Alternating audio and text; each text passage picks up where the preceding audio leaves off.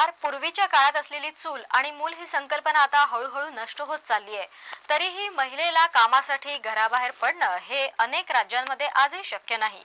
त्यातल्या त्यात महाराष्ट्रानं महिलांना सक्षम करण्यात पुढाकार घेतला आहे। अमरावतीत तर एक संस्था अशी आहे की ज्या संस्थेच्या संचालक मंडळात सर्व महिला सदस्य आहेत। एवढंच नाही तर संस्थेच्या वेगवेगळ्या शाळांमध्ये सर्व महिला शिक्षिका आहेत। या संस्थेत एकही पुरुष शिक्षक नाही। संस्थेत चौकीदाराची जबाबदारी ही एका महिलेकडेच आहे। जागतिक महिला दिनानिमित्त अमरावतीवरून आमच्या प्रतिनिधीचा हा विशेष वृत्तांत। महाराष्ट्रात सावित्रीबाई फुले यांनी मुलींना शिक्षणाच्या मुख्य प्रवाहात आणलं। सावित्रीबाई फुले यांच्याच विचारांचा आदर्श घेत अमरावतीच्या खापर्डे बगीचा परिसरात राहणाऱ्या माई हर्षे यांनी 1947 साली बाल शिक्षण मंडळाची स्थापना केली।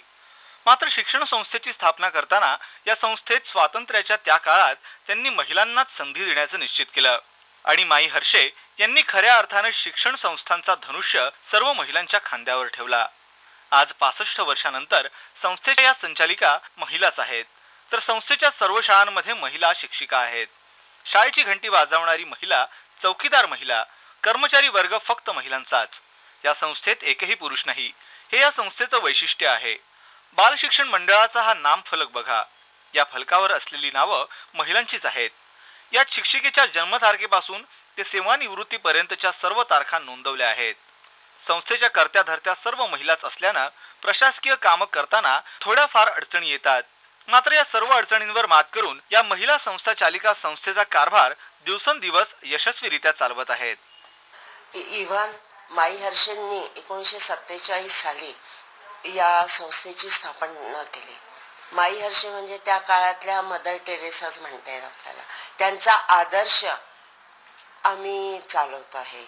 त्यांचं असं म्हणणं होतं की महिलांनी सक्षम व्हावं आणि महिलांमध्ये पण तेवढी शक्ती आहे की त्या संस्था चालवू शकतात, त्या कार्य करू शकतात। जेव्हा त्या बाहेर पडतात तेव्हा महिलांनी बाहेर पडून कार्य करावं, हे त्यांचे बोल आम्ही नेहमी लक्षात ठेवतो आणि कोणतीही परिस्थिती निर्माण झाली तर आम्ही त्याला सामना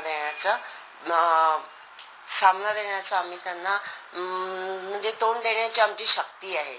कोणताही समस्या भरपूर येतात, कोणत्याही समस्येला आम्ही आमच्या विचार विनिमय करून आम्ही त्याला सामोरे जातो। एका घरात 2 महिला गुण्या गोविंदाने राहू शकत नाही, भांड्याला भांडं लागतंच। तिथे या शिक्षण संस्थेत सुमारे 50 महिला वेगवेगळी जबाबदारी घेऊन 1ली ते 4थी पर्यंतच्या मुलामुलींना शिक्षणाचे धडे देत आहेत। आदर्श प्राथमिक शाळेच्या मुख्याध्यापिका सुद्धा महिलाच आहेत। 1973 पासून त्या शिक्षिकेची नोकरी करतात।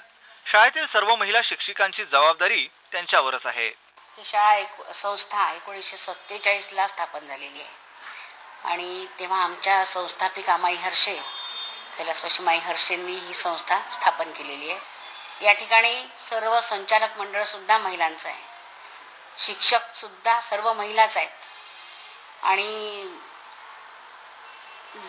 या ठिकाणचे चौकीदार सुद्धा महिलाच आहे। म्हणून महिलांची संस्था ही एक केवळ विश्वसनीय संस्था म्हणून अमरावती शहरामध्ये मानली जाते। ब्रिटिश काउन्सिलच्या शिक्षण देवाणघेवाण कार्यक्रमाअंतर्गत बाल शिक्षण मंडळाची ही शाळा ब्रिटनमधील शाळांशी जोडण्यात आली आहे। इंग्लंडमध्ये भारतीय शिक्षण पद्धती पोहोचवण्यात या शाळेचं महत्त्वपूर्ण योगदान आहे। 6 महिन्यांपूर्वी ब्रिटिश काउन्सिलचे एक शिष्टमंडळ बाल शिक्षण मंडळाची ही शाळा बघण्यासाठी खास लंडनहून अमरावतीला आलं होतं। महिलांनी पुढाकार घेऊन यशस्वीरित्या चालवलेली ही शिक्षण संस्था राज्यात एक आदर्शच ठरली आहे। Arun Joshi, UC news, Amravati.